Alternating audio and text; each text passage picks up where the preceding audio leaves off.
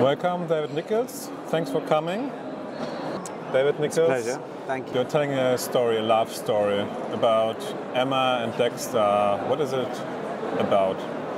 Well, over 20 years it changes many times.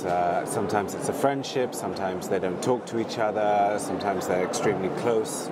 So I wanted to get a sense of not just the traditional falling in love story, but the bit that comes before and after, the whole range of emotions, rather than just a straightforward sentimental love story.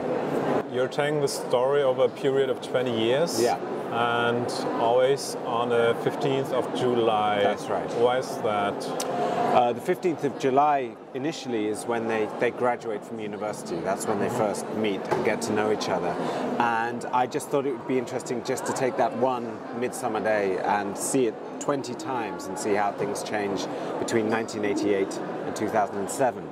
But the day itself is just a day picked at random. The idea was to show ordinary days rather than the usual births and marriages and deaths. Rather than the usual big events, to show a day where perhaps not very much happens, whereas other days are big, comic, romantic set pieces. And you already mentioned that over 20 years this relationship evolves.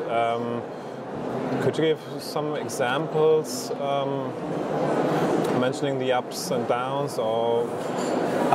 I think Emma, when we first meet her, is a lot more grown up, a lot more mature, a lot more sensible than Dexter. Dexter is a young man who needs to get a lot of experience. I have a lot of experiences and sort certain things out in his mind before he can become a decent, reasonable young man. So I think initially Emma sees Dexter as unreliable, a little foolish, irresponsible. Dexter sees Emma as being rather serious and too political, too serious-minded, too humorless. But as the years change, as their lives change, and as unexpected things happen to them, they both grow up. I wanted to write a book about two people growing up together. I don't want to say whether or not they end up together, but that was the idea, to see two people grow little by little, to be always the same people, but to change every year as well. You're also working as an actor and script writer. Is that why the reader can almost immediately visualize what you're writing about? When I was an actor, I very rarely spoke. I was a very, very bad actor. So I used to play non-speaking parts. So I don't have a lot of acting experience.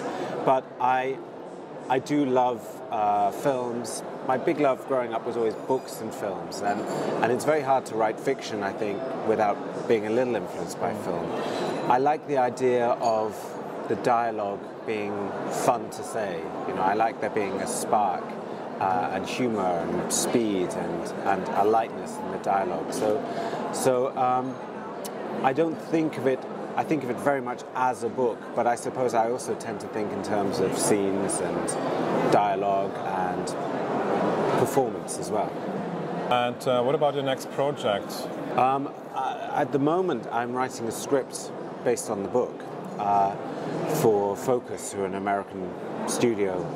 It will be set in the UK, but it'll be a 2-hour movie, a 2-hour love story, a big epic love story, funny, sad.